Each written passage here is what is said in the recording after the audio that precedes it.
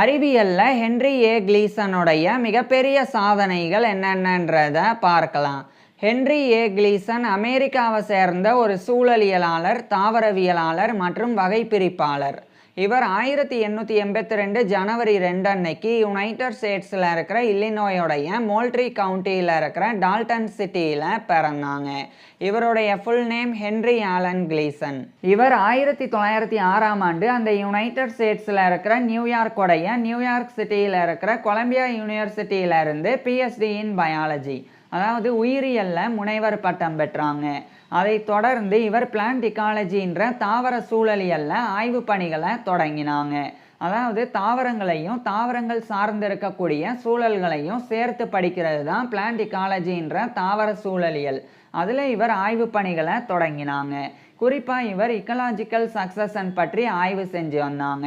Ecological succession அப்படின்னா, இப்போ உதாரணத்துக்கு ஒரு பெரிய நிலப்பரப்பு முழுக்க முழுக்க பாறைகளால் நிறைந்திருக்கு அப்படின்னு வச்சுக்குவோம்.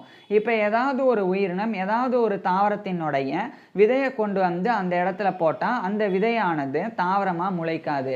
ஏன்னா ஒரு விதை தாவரமாக முளைக்கணும் அப்படின்னா அது வந்து மண்ணுக்குள்ளே புதைஞ்சு மண்ணுக்குள்ளே இருக்கக்கூடிய நீரை பெற்று தான் அது வந்து கொஞ்சம் கொஞ்சமாக வளர முடியும். அப்படி இருக்க இந்த பாறைகளின் மீது விதைகள் விழுந்தால் அது உள்ளே போகாது பாறைகளுக்குள்ளேயே. அதனால் அந்த விதை மரமாவோ செடியாவோ கொடியாவோ வளராது. ஸோ இப்படி இருக்க அந்த ஒரு பாறைகளின் மீது காற்றுலேருந்து அடிச்சுட்டு வரப்பட்ட சின்ன சின்ன பாசிகளினுடைய வித்துக்களானது கொஞ்சம் கொஞ்சமாக படர ஆரம்பிக்கும். அதுக்கப்புறம் அந்த பாறைகளின் மீது பாசிகளானது படர ஆரம்பிக்கும். அதாவது இந்த பாசிகளானது பாறைகளின் மீது தான் வளரும். ஸோ அதனால் அந்த பாறைகளின் மீது பாசிகளானது கொஞ்சம் கொஞ்சமாக வளரும். அதே மாதிரி இந்த ஃபங்கஸ் அப்படின்ற காளான்கள், பூஞ்சைகள் அவைகளும் கொஞ்சம் கொஞ்சமாக வளர ஆரம்பிக்கும். இப்போ அந்த இடத்துல சூரிய ஒளி இருக்கும், வெளிச்சம் இருக்கும், பாறை இருக்கும். அந்த பாறையின் மீது பாசிகளும் அதே மாதிரி காளான்களும் பூஞ்சைகளும் வளர்ந்துருக்கும். இப்போ கொஞ்சம் கொஞ்சமாக அந்த பாசிகள், காளான்கள், பூஞ்சைகள் எல்லாமே ஒரு வகையான அமிலத்தை வெளியிட்டு அந்த பாறைகளை சிதைக்க ஆரம்பிக்கும். அதுக்கப்புறம் கொஞ்சம் கொஞ்சமாக அந்த பாறைகளானது மண்ணாக மாற ஆரம்பிக்கும். அதாவது இலகுவான மண்ணாக கொஞ்சம் கொஞ்சமாக மாற ஆரம்பிக்கும். இப்போ கொஞ்சம் கொஞ்சமாக மாற ஆரம்பித்ததுக்கப்புறமா அந்த இடத்துல கொஞ்சம் கொஞ்சமாக புற்களானது வளர ஆரம்பிக்கும். புற்கள் வளர்றதுக்கு ஓரளவுக்கு மண் இருந்தால் போதும். அதிகமான சூரிய வெளிச்சம் தேவை. ஸோ அதே மாதிரி கம்மியான நீர் இருந்தால் போதும். ஸோ அதனால் அந்த இடத்துல ஈரப்பதம் இருக்கும். ஏன்னா பாசிகள், காளான்கள், பூஞ்சைகள் எல்லாம் அங்கே வளர்ந்து அந்த பாறைகளை உடச்சி மண்ணாக மாற்ற ஆரம்பிச்சிருக்கும். ஸோ அந்த நேரத்தில் அங்கே ஈரப்பதமும் இருக்கும், சூரிய ஒளியும் நல்லா கிடைக்கும். அதை பயன்படுத்தி புற்களானது வளரும். அதுக்கப்புறம் அந்த புற்கள் இன்னும் அந்த நிலப்பரப்பை மாற்றி அமைக்கும். அதாவது அந்த மண்ணினுடைய தன்மையை இன்னும் உயிரோட்டமாக்கும்.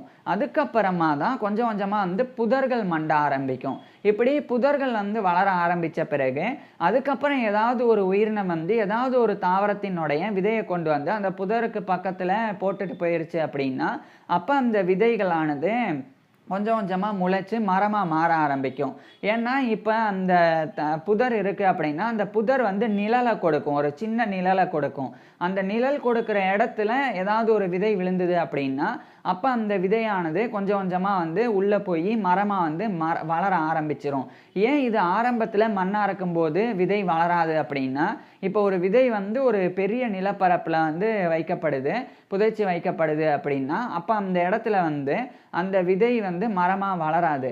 ஏன்னா அது கொஞ்சம் கொஞ்சமாக வளர ஆரம்பிக்கும் போதே சூரிய ஒளி அங்கே பயங்கரமாக நேரடியாக விழுகிறனால அது வெப்பத்தினால தாங்க முடியாமல் கருகி போயிடும். அதனால் அந்த விதை வளராது. இதுவே புதர் வளர்ந்துருச்சு அப்படின்னா புதர் ஓரளவுக்கு நிழலை கொடுக்கும். அப்படி நிழலை கொடுக்கும்போது அந்த நிழல் கொடுக்கக்கூடிய புதர் நிழல் கொடுக்கக்கூடிய இடத்துல விதை விழும்போது அந்த விதையானது அதுக்கு தேவையான நிழலும் கிடைக்கும், ஓரளவுக்கு சூரிய ஒளியும் கிடைக்கும், ஈரப்பதமும் கிடைக்கும். அதனால் அது மண்ணுக்குள்ளே புதைஞ்சு கொஞ்சம் கொஞ்சமாக தாவரமாக வளர ஆரம்பிச்சிடும். ஸோ இப்படி தான் கொஞ்சம் கொஞ்சமாக சின்ன சின்ன மரங்கள் வளரும். இப்போ சின்ன சின்ன மரங்கள் வளருது. இப்போ ஒரு வேப்ப மரம் வளருது அப்படின்னா அது பெரிய நிழலையே கொடுக்கும். அதுக்கப்புறம் அந்த வேப்ப மரத்தில் வந்து சின்ன சின்ன பறவைகள் வந்து உட்காரும். வேறு எங்கேயோ இருந்து சாப்பிட்டு வந்த பழத்தினுடைய விதைகளை அங்கே போடும். அப்போ அந்த வேப்ப மரத்தை சுற்றி விழக்கூடிய நிழல், ஸோ அதில் வந்து அந்த விதைகள் விழும்போது இன்னும் கொஞ்சம் சின்ன சின்ன மரங்களும் வந்து அடுத்து வளர ஆரம்பிக்கும். இப்படியே வந்து கொஞ்சம் கொஞ்சமாக மரங்கள் வளர்ந்துட்டே போய் பெரிய காடாகவே அந்த இடம் வந்து மாற ஆரம்பிக்கும். இப்போ பெரிய காடாக மாற ஆரம்பித்த பிறகு இப்போ பெரிய நிழல் கிடைக்கும். இப்போ பெரிய பெரிய மரங்களெல்லாம் வளர்ந்து கடுமையான இப்போ தேக்கு மரம், சந்தன மரம் மாதிரிலாம் பெரிய பெரிய மரங்கள் வளருது. அதே மாதிரி பெரிய பெரிய மரங்கள் வந்து பெரிய பெரிய நிழலை கொடுக்குது அப்படின்னா அப்போ கொஞ்சம் கொஞ்சமாக புதர்களும் புற்களும் அழிய ஆரம்பிக்கும். ஏன்னா நான் ஏற்கனவே சொல்லியிருக்கேன், புற்களுக்கு வந்து அதிகமான சூரிய வெளிச்சம் தேவை. இப்போ பெரிய பெரிய மரங்கள் வளர்ந்து அது வந்து நிழலை கொடுக்க ஆரம்பித்த பிறகு அந்த நிழலில் வந்து புற்களின் மீது விழுது அப்படின்னா அப்போ சூரிய வெளிச்சம் அதுக்கு சரியாக கிடைக்கல அப்படின்னு அர்த்தம். அப்போ அங்கே இருக்கக்கூடிய புற்கள் வந்து கொஞ்சம் கொஞ்சமாக அழிய ஆரம்பிக்கும். அடுத்து முழுக்க முழுக்க அந்த இடத்துலையும் வந்து மரங்கள் வந்து வளர்ந்து அந்த இடமே முழுசாக வந்து காடாக மாறிடும். இதுதான் வந்து எக்கலாஜிக்கல் சக்சஷன் அப்படின்றது.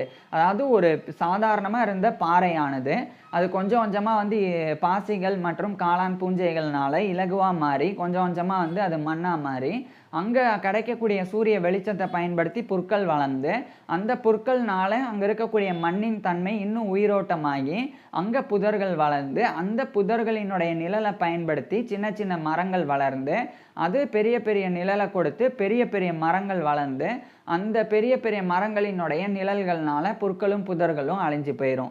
ஸோ இப்படி வந்து ஒரு விஷயம் வந்து நடக்கும். இந்த ப்ராசஸ் தான் எக்கலாஜிக்கல் சக்சஷன் அப்படின்றது. இது பற்றி இவர் ஆய்வு செஞ்சு வந்தாங்க. அப்போது ஃப்ரெட்ரிக் எட்வர்ட் கிளமென்ஸ் அப்படின்னு அமெரிக்காவை சேர்ந்த ஒரு பிளான்ட் இக்காலஜிஸ்ட் வந்து ஒருத்தர் இருக்கிறாங்க. அவர் ஒரு முக்கியமான கருத்தை தெரிவிச்சிருந்தாங்க. இப்போ இந்த புற்கள் வளருது அப்படின்னா அந்த புற்கள் வளர்ந்து முடிச்சதுக்கப்புறம் இன்னும் குறிப்பிட்ட இடம் கடந்த பிறகு புதர்கள் வளர்ந்துருக்கும். அதுக்கப்புறம் வந்து சின்ன சின்ன மரங்கள் வளர்ந்துருக்கும் அப்படின்னு சொல்லி இவர் சொல்லியிருந்தாங்க. ஆனால் இது கரெக்டு தான். எக்கலாஜிக்கல் சக்சஷனை பொறுத்த வரைக்கும் இப்படி தான் நடக்கும். ஆனால் இதில் இவர் சொல்லியிருந்தது 2 கருத்துகள். அதில் முதல் விஷயம் சூப்பர் ஆர்கானிசம் அப்படின்றது. சூப்பர் ஆர்கானிசம் அப்படின்னா இப்போ ஒட்டுமொத்த ஒரு பெரிய காடு இருக்குன்னா அந்த காடு முழுக்க ஒரு ஒருங்கிணைஞ்சு ஆர்கனைஸ்டாக ஒரு கட்டமைப்பாக இருக்குது அப்படின்னு சொல்லி இவர் வந்து விளக்கினாங்க. அது எல்லாமே சேர்த்து அங்கே இருக்கக்கூடிய அனைத்து தாவரங்களும் சேர்த்து ஒரே உயிரினமாக வந்து இவர் வந்து பார்த்தாங்க. புரிகிற மாதிரி சொல்லணும்னா இப்போ ஒரு மனிதன் இருக்கிறாங்க அப்படின்னா அந்த மனிதனுடைய உடம்புல கை தனியாக, கால் தனியாக, கண்ணு தனியாக, அதே மாதிரி காது தனியாக, வாய் தனியாலாம் இருக்கும். ஆனால் இது எல்லாமே வந்து சேர்ந்து தான் ஒரு மனுஷனாக வந்து இருக்குது. அந்த மாதிரி ஒரு மனிதனாக வந்து இருக்கணும். அந்த மாதிரி ஒரு பெரிய காடு இருக்குன்னா புற்கள், புதர்கள், அதுக்கப்புறம் சின்ன சின்ன மரங்கள், அடுத்து பெரிய பெரிய மரங்கள் அப்படின்னு ஒரு ஸ்ட்ரக்சராக இருக்கும். அதுதான் காடு. இதில் வந்து புற்கள் இல்லாமலோ அல்லது ஒரு வகையான குறிப்பிட்ட மரங்கள் இல்லாமலோ பெரிய காடுகள் வந்து இல்லவே இல்லை அப்படின்னு சொல்லி ஃப்ரெட்ரிக் கிளமென்ஸ் வந்து சொல்லியிருந்தாங்க. அதாவது இது எல்லாத்தையுமே வந்து ஒருங்கிணைந்த ஒரு விஷயமா பார்த்தாங்க. இப்போ கை இருக்கிற இடத்துல கால் இருக்க முடியாது, கால் இருக்கிற இடத்துல கை இருக்காது, கண் இருக்கிற இடத்துல காது இருக்காது, வாய் இருக்கிற இடத்துல கண் இருக்காது. ஸோ இந்த மாதிரி ஒவ்வொரு உறுப்பும் வந்து அங்கங்கே அப்படி அப்படி இருக்கும்.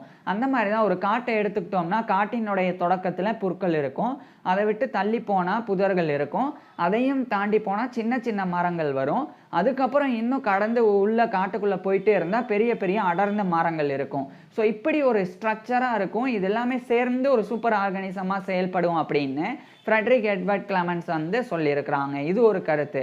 இன்னொரு கருத்து என்னன்னா, இப்படி புற்கள்ல இருந்து புதர்கள், புதர்கள்ல இருந்து சின்ன சின்ன மரங்கள், சின்ன சின்ன மரங்கள்ல இருந்து பெரிய பெரிய மரங்கள் அப்படின்னு போகுதில்ல. இப்போ இதில் வந்து கரெக்டாக வந்து கிளியரான பவுண்ட்ரிஸ் இருக்கும். அதாவது இப்போ ஒரு இடத்துல புற்கள் வந்து முடியுது அப்படின்னா அந்த இடத்துல புதர்கள் ஆரம்பிக்கும். இப்போ 2 இடத்துக்கு நடுவில் அப்படியே வித்தியாசம் தெரியும். இது வரைக்கும் புற்கள் வளர்ந்துருக்கு, அதுக்கப்புறம் முழுக்க புதர்கள் இருக்குது அப்படின்னு. அதுக்கப்புறம் புதர்களினுடைய வளர்ச்சி முடிகிற இடத்துல சின்ன சின்ன மரங்கள் வளர்ந்துருக்கும், அதுக்கப்புறம் பெரிய பெரிய மரங்கள் வளர்ந்துருக்கும். இப்படி கட்டமைப்போடு இருக்கும். இந்த பவுண்ட்ரிஸ் வந்து இருக்கும். அது மட்டும் இல்லாமல் இப்போ ஒரு இடத்துல புற்கள் வந்து ஆரம்பிச்சிருச்சு, அந்த இடத்துல முடிஞ்சு புதர்கள் ஆரம்பிச்சிருச்சு, சின்ன சின்ன மரங்கள் எல்லாம் ஆரம்பிச்சிருச்சு அப்படின்னா அதுக்கப்புறம் காட்டுக்குள்ளே போய் பார்த்தா புற்களே இருக்காது. அதுதான் வந்து இவருடைய 2வது கருத்து. இப்போ ஹென்றி ஏ கிளீசன் வந்து இதை ஆய்வு செஞ்சு இந்த கருத்துக்கு மாறாக சொன்னாங்க. என்னன்னா ஒட்டுமொத்த காடும் இணைஞ்சு ஒரு சூப்பர் ஆர்கானிசம்லாம் கிடையாது. காடு வந்து இப்போ ஒரு புற்களால் நிறைந்து புதர்களால் மண்டி சின்ன சின்ன மரங்களால் வளர்ந்து மிகப்பெரிய மரங்களால் வந்து அடர்ந்து காடாக வந்து மாறி இருக்கு அப்படின்னா அது எல்லாமே வந்து அப்படியே வரிசையாக இருக்காது. ஒரு சில இடங்கள்ல புற்களும் இருக்கும், ஒரு சில இடங்கள்ல புதர்களும் இருக்கும் அப்படின்னு சொல்லி இவர் வந்து சொன்னாங்க. அதாவது ஆரம்பத்தில் ஃப்ரெட்ரிக் எட்வர்ட் கிளமென்ஸ் சொன்ன விஷயம் என்னன்னா, புற்கள் வளர்ந்து முடிஞ்சு ஒரு குறிப்பிட்ட இடம் வந்து அப்படியே எல்லை முடிஞ்சு புதர்கள் வளர ஆரம்பிச்சிருச்சு அப்படின்னா புதர்களுக்கு அந்த பக்கம் வந்து புற்களே வளராது. அதே மாதிரி தான் புதர்கள் வளர்ந்து முடிஞ்சு சின்ன சின்ன மரங்கள் வளர ஆரம்பிச்சிருச்சு அப்படின்னா மரங்களுக்கு அந்த பக்கம் புதர்களே வளராது. ஸோ இப்படியான கான்செப்டை தான் அவர் வந்து கம்யூனிட்டி ஸ்டேட் அப்படின்னு சொல்லி ஒரு எக்கோசிஸ்டத்தை வந்து விளக்கியிருந்தாங்க. ஆனால் ஹென்றி ஏ கிளீசன் சொல்ல வர்றது என்னன்னா, இது இப்படி கிடையாது. ஒட்டுமொத்த எல்லா தாவரங்களும் இணைஞ்சு ஒன்றை ஒன்று உதவி வாழுதெல்லாம் கிடையாது. அது ஒன்றை ஒன்று தனக்கு தேவையான சூழல் அமைஞ்சிருக்கிறனால அப்படி வாழ்ந்திருக்கு அப்படின்னு ஹென்றி ஏ கிளீசன் விளக்கினாங்க. புரிகிற மாதிரி சொல்லணும்னா, இப்போ ஒரு இடத்துல வந்து நிறைய புற்கள் வளர்ந்துருக்குன்னா அங்கே நிறைய சூரிய வெளிச்சம் கிடைக்குது, அதுக்கு தேவையான கம்மியான நீர் கிடைக்குது. அதே மாதிரி அந்த நிலத்தடி நீர் மட்டும் இல்லாமல் அதனுடைய நிலத்தின் தன்மையும் புற்கள் வளர்கிறதுக்கு ஏதுவாக கொஞ்சம் இறுகி இருக்குது, அதனால அங்கே புற்கள் வளருது. இதுவே அதே இடத்துல இருந்து புதர்கள் வந்து கொஞ்சம் கொஞ்சமாக மண்ட ஆரம்பிக்குதுன்னா அதுக்கு தேவையான மண் அங்கே இருக்குது, அதனால அங்கே புதர்கள் வளருது. அதுவே புதர்களினுடைய நிழல் விழும்போது அந்த நிழலை பயன்படுத்தி மரங்கள் வளருதுன்னா அதுக்கு தேவையான சூழல் இருக்குது, அதனால் வளருது. ஸோ இப்படி இவர் வந்து விளக்கினாங்க. இதனால் என்ன நடக்கும்னா, இப்போ ஒரு பெரிய காடு இருக்குதுன்னு வச்சுக்குவோம். அந்த காட்டை வந்து 3 பகுதியாக பிரிப்போம். 1வது பகுதி வந்து முழுக்க முழுக்க இறுகின மண் இருக்குது. ஸோ அங்கே வந்து புற்கள் நிறைந்திருக்கு அப்படின்னு வச்சுக்குவோம். இப்போ 2வது பகுதியில் வந்து புதர்களும் சின்ன சின்ன மரங்களும் மண்டி இருக்கு அப்படின்னு வச்சுக்குவோம். இப்போ 3வது பகுதி, அந்த 3வது பகுதியும் வந்து இப்போ இறுகி இருக்கு. அப்போ அந்த 3வது பகுதியில் ஃப்ரெட்ரிக் எட்வர்ட் கிளமென்ஸ் சொல்கிறது படி பார்த்தா ஃபஸ்ட்டு வந்து புற்கள், அதுக்கப்புறம் வந்து புதர்கள், அதுக்கப்புறம் வந்து மரங்கள், அதுக்கப்புறம் பெரிய பெரிய மரங்கள் இருக்கணும். ஆனால் அந்த இடத்துல பெரிய பெரிய மரங்கள் வளர்றதுக்குண்டான நிலத்தின் தன்மை இல்லை. புற்கள் வளர்றதுக்குண்டான நிலத்தின் தன்மை தான் 3வது பகுதியில் இருக்குது. அப்போ அந்த இடத்துல புற்கள் தான் வளரும், பெரிய பெரிய மரங்கள் வளராது. ஸோ இதை தான் வந்து ஹென்றி ஏ கிளீசன் வந்து விளக்கினாங்க. இது ஏன் நடக்குதுன்னா, ஒன்றை ஒன்று வந்து இண்டிவிஜுவலிஸ்டிக்காக வந்து பிரிஞ்சிருக்கு. தனக்கு தேவையான அமைப்பு இருக்கும்போது அது தானாக வந்து வளரும். இப்போ புரிகிற மாதிரி சொல்கிறேன். ஃப்ரெட்ரிக் எட்வர்ட் கிளமென்ஸோடைய கருத்தை எடுத்துக்கிறேன். இப்போ ஒரு இடத்துல வந்து வேப்ப மரம் வந்து வளர்ந்துருக்கு. அதுக்கப்புறம் வந்து கொஞ்சம் தள்ளி போனால் புளிய மரம் வளர்ந்துருக்கு, நிறைய புளிய மரங்கள். அதுக்கப்புறம் இன்னும் தள்ளி போனால் தென்னை மரங்கள் வளர்ந்துருக்கு. இப்போ ஃப்ரெட்ரிக் எட்வர்ட் கிளமென்ஸோடைய கருத்துப்படி வேப்ப மரம் வந்து அங்கே மட்டும்தான் இருக்கும், தென்னை மரம் இருக்கிற இடத்துலலாம் இருக்காது. அதே மாதிரி புளிய மரமும் வந்து அந்த இடத்துல தான் இருக்கும், வேப்ப மரம் இருக்கிற இடத்துலலாம் இருக்காது. அதாவது அங்கே அப்படியே இருக்கும், அதுக்கு இடையில எல்லை இருக்கும். அப்படியே நம்ம ஒரு பாதையில் நடந்து போனோம்னா அப்படியே நம்ம வேப்ப மர காட்டை வந்து பார்த்துக்கிட்டே போகலாம். அதுக்கப்புறம் தள்ளி போனால் அப்படியே வந்து புளிய மரங்கள் நிறைய இருக்கும், அதை வந்து கடந்து போனால் தென்னை மரங்கள் இருக்கும். ஸோ இப்படி வந்து சொல்லியிருந்தாங்க. ஆனால் ஹென்றி ஏ கிளீசன் சொல்கிறதே வேற. இது இப்படி கிடையாது. ஒரு இடத்துல வேப்ப மரம் இருக்குன்னா அந்த வேப்பம் கொழுந்து, அந்த வேப்பம் விதையெல்லாம் அதே இடத்துல விழுந்து மறுபடியும் நிறைய வேப்ப மரங்கள்லாம் வளரும் தான். இப்போ அதே வேப்ப மரத்துக்கு பக்கத்தில் ஒரு குரங்கு ஏதாவது ஒரு பெரிய மாம்பழத்தை சாப்பிட்டுட்டு அந்த மாம்பழத்தினுடைய விதையை அப்படியே போட்டு போயிருச்சுன்னா அந்த இடத்துல அதுக்கு தேவையான சூரிய ஒளியும் நிழலும் நீரும் கிடச்சிதுன்னா அந்த வேப்ப மரத்துக்கு பக்கத்துலேயே அப்படியே வந்து மாமரம் வளர ஆரம்பிச்சிடும். அதே இடத்துல ஒரு புளியங்காய் கொட்டையும் வந்து விழுதுன்னு வைங்க, அப்போ அந்த வேப்ப மரத்துக்கு பக்கத்துலேயே புளிய மரமும் வளர ஆரம்பிச்சிடும். ஸோ இப்படி பின்னி பிணைஞ்சிருக்கும். அதுக்கு தேவையான சூழல் கிடச்சிது அப்படின்னா அதுதான் வந்து சான்ஸ் ஈவெண்ட்ஸ் அப்படின்னு இவர் விளக்கினாங்க. ஸோ அதுக்கு தேவையான அந்த ஒரு வாய்ப்பு கிடச்சா அது அப்படியே எந்த இடத்துல வேணால் என்ன வேணால் வளரும். அதை தான் வந்து ஹென்றி ஏ கிளீசன் விளக்கினாங்க. இதை வந்து புரிகிற மாதிரி சொல்கிறேன். இப்போ பாலைவனம் இருக்குது, அங்கே ஏன் கள்ளிச்செடி வளருதுன்னா அங்கே வந்து நீர் வந்து ரொம்ப கம்மியாக தான் இருக்கும். அது மட்டும் இல்லாமல் வெப்பம் சுள்ளுன்னு இருக்கும். அப்போ அதை வந்து தாங்கி வளரக்கூடியது கள்ளிச்செடி தான், அதனால் அது அங்கே வளருது. இதே ஊசி இலை மரங்களை பார்த்தா பனி பிரதேசங்களில் இருக்கும். ஏன்னா அந்த பனியை தாங்கக்கூடிய தன்மை அதுக்கு தான் இருக்குது, அதனால் அது அங்கே வளருது. இதுவே வந்து சாதாரணமான இடங்களில் பார்த்தா தென்னை மரம் இருக்கும், மாமரம் இருக்கும், இருக்கும், வேப்ப மரம் இருக்கும். ஏன் அதுக்கு ஏற்ற தட்பவெப்பநிலை, அதுக்கேற்ற சூழல் இருக்குது. ஸோ அது மாதிரி தான் இப்போ நாளைக்கே வந்து பாலைவனத்தில் நல்லா மழை பெய்ய ஆரம்பித்து மண்ணின் தன்மை மாற ஆரம்பிச்சிருச்சுன்னா அங்கே வந்து கொஞ்சம் கொஞ்சமாக புற்கள், புதர்கள், மரங்கள் அப்படின்னு அந்த பாலைவனமே காடாக கூட மாற வாய்ப்பு இருக்குது. அதுதான் வந்து ஹென்றி ஏ கிளீசன் சொல்கிறது. இதை இவர் சொல்லி 1917ஆம் ஆண்டு ஒரு ஒர்க்காகவே எழுதினாங்க. அதுதான் வந்து the structure and development of the plant association அப்படின்றது. அந்த டைட்டிலில் 1917 இவர் அந்த ஒர்க்கை வெளியிட்டாங்க. அதில் இந்த விளக்கத்தெல்லாம் கொடுத்தாங்க. அதேமாதிரி கிளியரான பவுண்ட்ரிலாம் கிடையாது. புற்கள் முடிஞ்சு புதர்கள் ஆரம்பித்து மரங்கள் வளர்ந்துருச்சுன்னா மறுபடியும் புற்கள் அந்த பக்கம் இருக்காது அப்படின்னு கிடையாது. இப்போ உதாரணத்துக்கு ஒரு 5 இடம் இருக்குது. 1வது இடத்துல புற்கள், 2வது இடத்துல புதர்கள், 3வது இடத்துல சின்ன சின்ன மரங்கள், 4வது இடத்துல பெரிய அடர்ந்த மரங்கள். இப்போ இந்த 5வது இடத்துல வந்து மறுபடியும் புற்கள் வளர வாய்ப்பு இருக்குன்னா வாய்ப்பு இருக்குது. ஏன்னா அந்த 5வது இடத்துல வெப்பம் மட்டும் இருக்குது, பெருசாக நிழலும் இல்லை அப்படின்னா அங்கே புற்கள் தான் வளரும். இல்லை பெரிய பெரிய மரங்கள்னால அந்த 5வது இடத்துல நிழல் விழுதுன்னா அங்கே மறுபடியும் மரங்கள் தான் வளரும். ஸோ அந்த மாதிரி தான். இப்போ இன்னும் புரிகிற மாதிரி சொல்கிறேன். 1வது இடத்துல புற்கள், 2வது இடத்துல புதர்கள், 3வது இடத்துல சின்ன சின்ன மரங்கள், 4வது இடத்துல ஒன்றுமே கிடையாது, 5வது இடத்துல பெரிய பெரிய மரங்கள். இப்போ இந்த 3க்கும் 5க்கும் இடையில இருக்கக்கூடிய அந்த பகுதியில் நல்லா சூரிய ஒளி இருக்குது. அதனால் அங்கே வந்து மரம் வளர முடியாது. ஆனால் அந்த இடத்துல வந்து புற்கள் வளர முடியும். ஸோ புற்கள் வளரும், புதர்கள் வளரும். அதுக்கப்புறம் அந்த இடமும் வந்து மரங்கள் வளர்ந்த நிறைந்த இடமா மாறிடும். ஸோ இப்படி ஒரு கிளியர் பவுண்ட்ரிலாம் கிடையாது. ஒன்று வந்து ஒரு அப்படியே வேப்ப மரம் முடிஞ்சு புளிய மரம் ஆரம்பிச்சிருச்சுன்னா அதுக்கு இடையில் அப்படியே ஒரு கோடு போட்ட மாதிரி பவுண்ட்ரிலாம் இருக்காது. புளிய மரம் இருக்கிற இடத்துல கூட வேப்ப விதை விழுந்தால் வேப்ப மரம் அங்கே வளரத்தான் செய்யும். ஸோ அப்படி இவர் வந்து சொன்னாங்க. ஸோ அது ஒரு எல்லையும் இல்லை அப்படின்னு சொன்னாங்க. இதை வலுப்படுத்தும் விதமாக 1926ஆம் ஆண்டு the individualistic concept of the plant association அப்படின்ற இன்னொரு ஒர்க்கையும் வெளியிட்டாங்க. இது 1939ஆம் ஆண்டு இன்னொரு பதிப்பாகவும் வெளியிட்டாங்க. இதில் இவர் வந்து ஒட்டுமொத்தமாக இந்த தாவரங்களானது தனித்தனியாக தங்களுக்கு ஏற்ற சூழல் கிடைக்கும்போது அந்த வாய்ப்பை பயன்படுத்தி வளருதே ஒழிய ஒன்றை பின்னி பிணைஞ்சு இருக்கு அப்படின்றதுலாம் கிடையாது. அதாவது ஒன்று வளர்ந்தால் அந்த இடத்துல அதுதான் இருக்கும். அதுக்கப்புறம் கோடு போட்ட மாதிரி ஒரு கேப் இருக்கும், அதாவது பவுண்ட்ரி இருக்கும். அது மாதிரி இன்னொரு இடத்துல வேறு விதமான தாவரங்கள் தான் இருக்கும் அப்படின்றலாம் கிடையாது அப்படின்னு இவர் சொன்னாங்க. ஆனால் அந்த காலத்தில் ஹென்றி ஏ கிளீசன் சொன்னது ஏற்றுக்கொள்ளப்படவே இல்லை, அப்படியே புறக்கணிக்கப்பட்டது. ஃப்ரெட்ரிக் எட்வர்ட் கிளமென்ஸோடைய கருத்துக்கள் தான் ஏற்றுக்கொள்ளப்பட்டன. இதனால் மனம் நொந்து போய் ஹென்றி ஏ கிளீசன் வந்து பிளான்ட் இக்காலஜியில் ரிசர்ச் பண்ணுறதை நிறுத்திட்டு பிளான்ட் டாக்ஸானமியில் கவனம் செலுத்த ஆரம்பிக்கிறாங்க. பிளான்ட் டாக்ஸானமி அப்படின்னா தாவர வகை பிரித்தல் அப்படின்னு அர்த்தம். அதாவது இப்போ ஒரு புதுசாக இது நாள் வரைக்கும் பார்க்காத ஒரு தாவர ஸ்பீசிஸ், ஒரு பிளான்ட் ஸ்பீசிஸை வந்து ஒரு நபர் பார்த்தா அந்த ஸ்பீசிஸ் வந்து அதை கண்டறிஞ்சு அந்த ஸ்பீசிஸோடைய இனம் என்ன, அது எந்த குடும்பத்தை சார்ந்தது, எந்த இனத்தை சார்ந்தது அப்படின்னு அதை பிரித்து அதுக்கு ஒரு பேர் கொடுத்து அதை வந்து வகை பிரிப்பாங்க. ஸோ அதுதான் வந்து பிளான்ட் டாக்ஸானமி அப்படின்றது. அதில் இவர் வந்து கவனம் செலுத்தினாங்க. கவனம் செலுத்தி இவர் வந்து சென்ட்ரல் அண்டு சவுத் அமெரிக்காவுக்கு வந்து போனாங்க. குறிப்பாக வந்து மெக்சிகோ மற்றும் கரீபியன் அந்த 2 நாடுகளின், அதாவது 2 இடங்களினுடைய சதர்ன் பார்ட், டிராபிக்கல் சதர்ன் பார்ட்டில் போய் இவர் வந்து ஆய்வு செஞ்சாங்க. அந்த இடம்லாம் நியோ டிராபிக்ஸ் அப்படின்னு பொதுவாக அழைக்கப்படும். ஸோ அங்கெல்லாம் ஆய்வு செஞ்சாங்க. அப்போ இவர் வந்து மெலாஸ்டோமெட்டாசி, அதே மாதிரி இதுக்கப்புறம் வந்து எரிகேசி மாதிரியான பெரிய பெரிய ஃப்ளவரிங் பிளான்ட் ஃபேமிலிஸ், அதாவது பூக்கும் தாவர குடும்பங்கள், அதில் இருக்கக்கூடிய புதிய வகையான ஸ்பீசிஸ் இனங்களெல்லாம் இவர் கண்டறிஞ்சு அதெல்லாமே கிளாஸிஃபை பண்ணி பெயரிட்டு வந்தாங்க. நிறைய அது சார்ந்த ரிசர்ச் பேப்பர்ஸையும் கூட இவர் வந்து எழுதி வெளியிட்டு வந்தாங்க.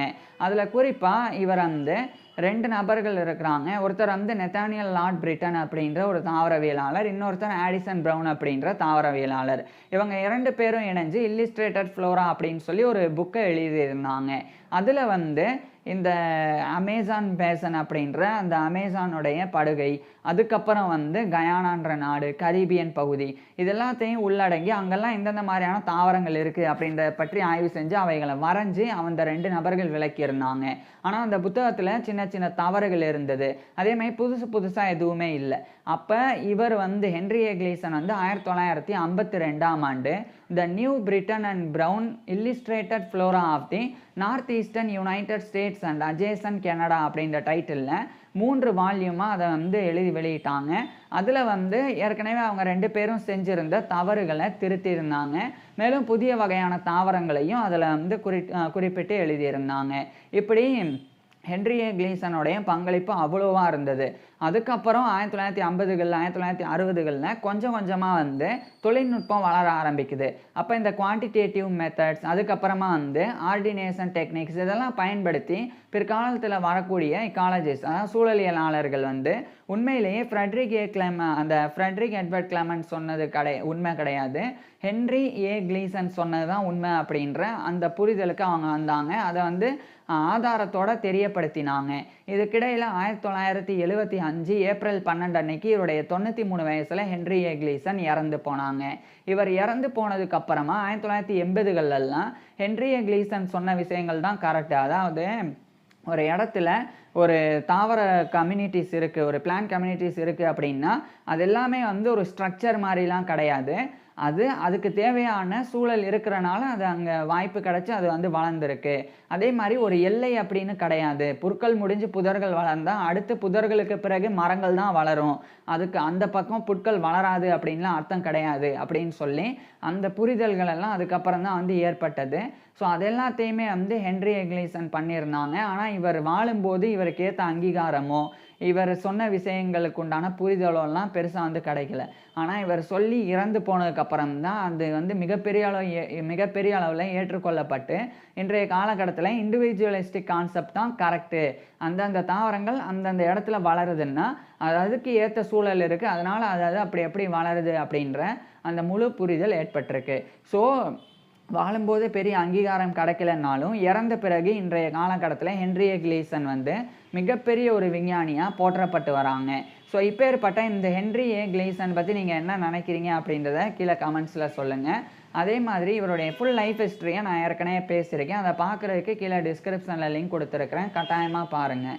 அது மட்டும் இல்லாமல் நான் பேசின எல்லா விஷயங்களையுமே டெக்ஸ்ட்டாகவும் டிஸ்கிரிப்ஷனில் கொடுத்துருக்குறேன், வேணும்னா அதையும் படித்து பார்க்கலாம். தேங்க்யூ.